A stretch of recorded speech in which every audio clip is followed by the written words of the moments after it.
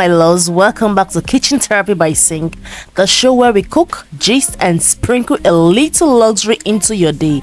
And today, the kitchen is officially open for business. But listen, I couldn't just start with anybody. I had to start with a queen. A woman who knows how to mix class with size and who literally makes luxury look easy. Please welcome my very first guest, the one and only Millie, CEO of Luxury by Millie. And when I say luxury, I don't just mean the name. This woman breathes it, wears it, and now hopefully she can cook it too. Hi Millie, so can you tell us a little about yourself? What should the Kitchen Therapy family know about you? Hi, I'm Millie, a businesswoman, creator, the CEO of Culture by Millie and Luxury by Millie. Both brands reflect my love for elegance and exclusivity, but in different ways. You see, Culture by Millie is all about timeless fashion and soft luxury, while Luxury by Millie leans into bold, statement piece that feels indulgent. Beyond the brand, I see myself as someone who inspires true lifestyle.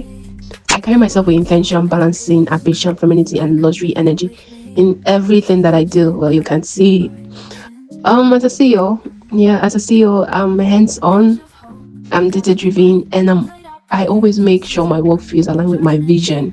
So I'm always focused to make sure I bring the best out of everything I do.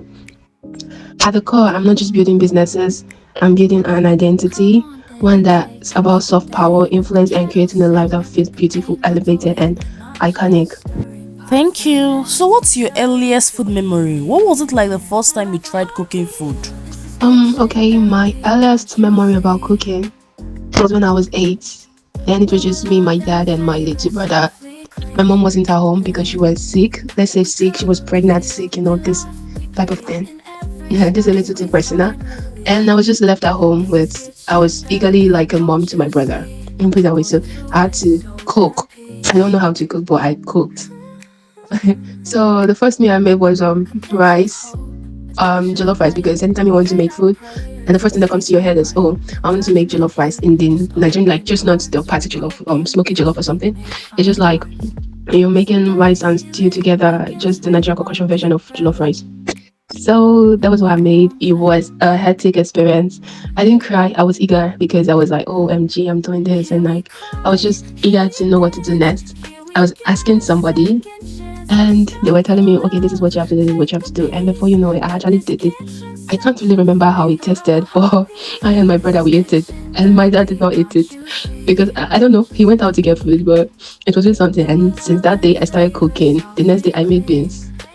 And like that, the only food I knew how to make that was just that rice and beans, and that was what I was cooking. And I don't want to really get into the details of how everything played out, but this is the earliest memory of when I started cooking for me. Aside me cooking noodles then and all of that, this is the earliest memory of me making food, like actually cooking food. Though the food really did not taste bad like I thought it would, but I can't really remember the taste. But I know my brother and I we ate it, so I know it didn't really taste bad. That was so lovely. Thank you for sharing. So when it comes to cooking, are you a team chef in the making or team just pass me the spoon, let me eat, Joe? So which one are you? Okay, truth be told, I don't really like cooking. Cooking is not what I see myself doing. But I'm a chef in the making, if you have to put it that way. I cook. When I cook, I just put my all to make that food to taste nice and all of that. And I'm also giving the spoon, let me eat, because I don't know, I'm just both. Actually, I'm both. So before we start, I have to warn you, in my kitchen, you can't just come looking all fine and sweet. You must also know how to stir a pot. Are you ready? I'm ready. So far, you're giving me a cooler of food to take home. I don't mind. I'll step up with you every day. I'm joking. I'm ready. So let's get into it. Alright, now that we are in this magical zone, it is time for the big question. So in our cookery book, we have 2 different jollof rice recipes. One is Nigerian Jollof Rice and Ghanaian Jollof. So which one are we making today? Please, Nigerian Jollof all the way. We have to represent the motherland now. Alright, let's get cooking. So these are the ingredients we'll be making use of today. We have our basmati rice. This is the best rice to use for your jollof rice. We have some mixed veggies. This is optional. Our Gino patty jollof tomato paste, our onion, some fresh bell pepper, vegetable oil, fresh chili peppers, fresh tomatoes, curry powder, bay leaves, ginger and garlic paste, thyme. Then we have our jollof seasoning and also has some chicken stock that I'll be using for our jollof rice. So all of these are available on IMVU in my shop. Just search CING, AKCING, and you will find all of them in shop. So for step 1, we are going to roast our fresh tomatoes, our chili peppers, our bell peppers and onion in the oven. This is going to make the rice very rich and full of flavors. So for step 2, we are going to blend our roasted tomatoes, onion, bell pepper and chili pepper, because without pepper it's just rice and red oil. True. And if the pepper doesn't make you rethink your life choices, is it even Nigerian jollof? Exactly, and this part is very important. We fry our tomato paste till it stops smelling like a bag removed from the pot. Then we can go on to add our chicken stock, season it very well and add our rice.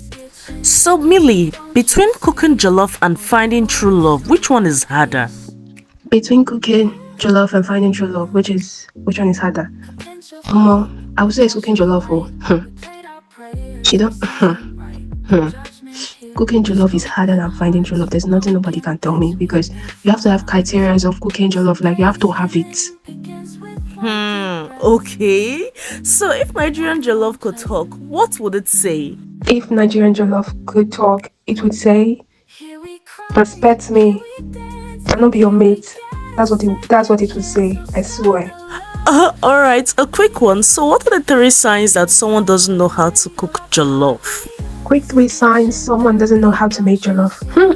Okay, first things first.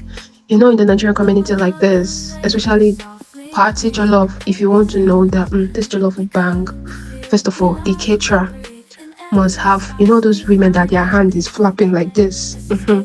That one is number 1. If the woman's hand is not dancing, that jollof will not be sweet, it will not bang, it will not slap. 2, if you see that the jollof is white, there are some people, they will not use enough ingredients to their jollof, and when you just look at it, you just this thing not go sweet. That's number 2. Number 3, which other thing? Especially in an occasion like this, when you go occasion and they are serving jollof rice and there's enough, just know the jollof rice no sweet, because jollof rice not the environment for occasion. It does not happen. It doesn't. Okay, I agree with you on that. So have you ever been to an event or a wedding where the jollof rice finished before it got to your table? This has happened to me once at Enugu, and I swear I almost cried because the aroma was everywhere. My tummy was open to eating jollof rice and it finished before it got to my table. So have you experienced this before? I have never been to a wedding where the food got finished or jollof rice got finished, but if it happens to me, first things first, I'm going to cause a scene. I don't care. There's nobody playing with food.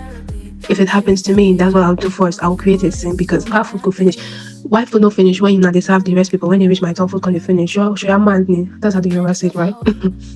But definitely I'll cause a scene, not a scene to make people start, oh my god, such a fine girl. She's causing a scene because of rice. That's so sad. But the good thing is that I'm a fine girl. So when I go to an event, I always stand out and they give me food without me having to stress myself. That's just it. So fine girl, our jollof rice is ready. Let's serve this. So ladies and gentlemen, family members of Kitchen Therapy by CING, behold the reason we don't argue with Nigerian jollof. Fluffy, smoky, spicy and making promises it can keep.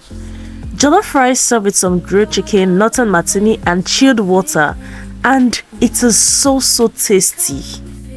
So thank you so much, Millie, for joining us and bringing the vibe today.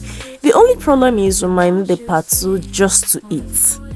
Don't tempt me. I'll come back tomorrow, because the way this jollof is tasting, I beg you, go give me one kola makaiboas, Shebi. Thank you for having me.